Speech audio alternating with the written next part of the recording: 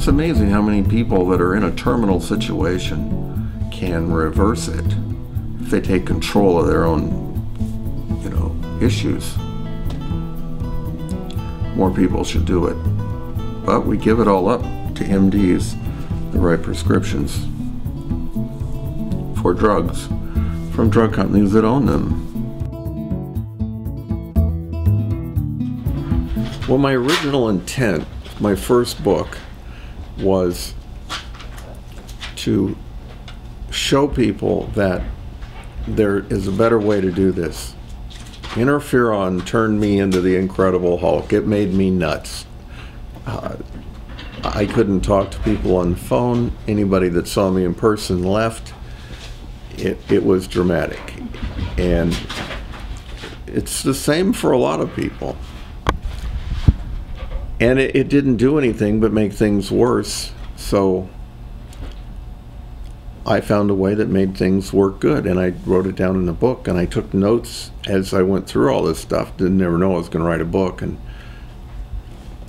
I did, and my whole intent was to sell that book so people would have some knowledge about this, so they wouldn't have to go through what I did. And then people started buying the book. In fact, I couldn't even print enough books in the beginning, and people wanted to do what I did. And they couldn't find the things that I did, so I had my first website was a 25, the minimum store you could get had 25 spaces for product. So I had my book, and I put some products on there, and pretty soon it was full, and people wanted more things, and we got a bigger one. And then there was other kinds of things that grew out of this, like chronic fatigue. People wanted support for chronic fatigue, so we got a chronic fatigue website. And then websites started copying me. People started writing books similar to mine. And when I put my book on Amazon the first time in 1999, there were 12 books on there about hepatitis C. Today there's over 1,000. Many of them are copies of mine, or similar types of books. And there were only a few websites on hepatitis C, and now there are, I guess, probably tens of thousands, if not millions. And some of the people that have copied me, not that he did, but Dr. Colbert, the Bible Cure for Hepatitis C, he talks about me in here. Gives my name and website, and we used to drop ship all kinds of products to Dr. Colbert. And also Melody, we have Melody's latest book here. She's a client and a friend. She has a whole chapter about me. Chapter 11 in the Grief Club. Anybody wants one, call me. I'll send you a copy of the Grief Club, you can read it. It's a great book. To Inform. That was it. And as you can see, I still live in the same 700 square foot house that I did 10 years ago. I don't live in that mansion on the beach with the limousines and the servants that I sometimes read about myself on the internet. And yes, my bed is still in the garage, and the living room is the office.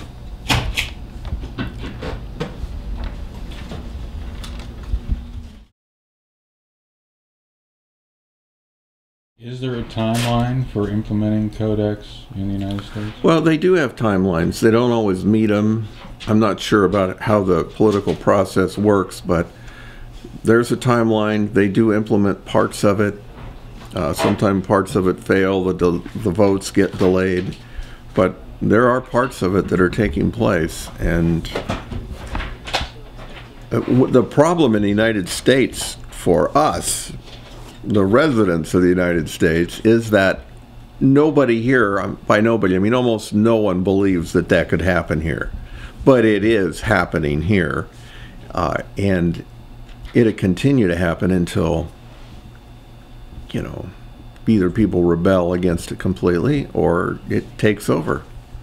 I don't worry about it much, but I see it happening in other countries. You got anything to say about truth in advertising? No, I can't. I haven't seen any truth in advertising lately. How about your website? I Is don't. that truth in advertising? Well, I don't know that we advertise. We just post a reality. I would call that, if that's advertising, then it's truthful advertising. I never looked at it as advertising. I looked at it more like information, which is what it is.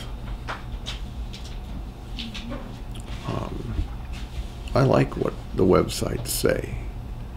It's information people aren't getting from their doctor. And they ought to be talking about options, and they're not.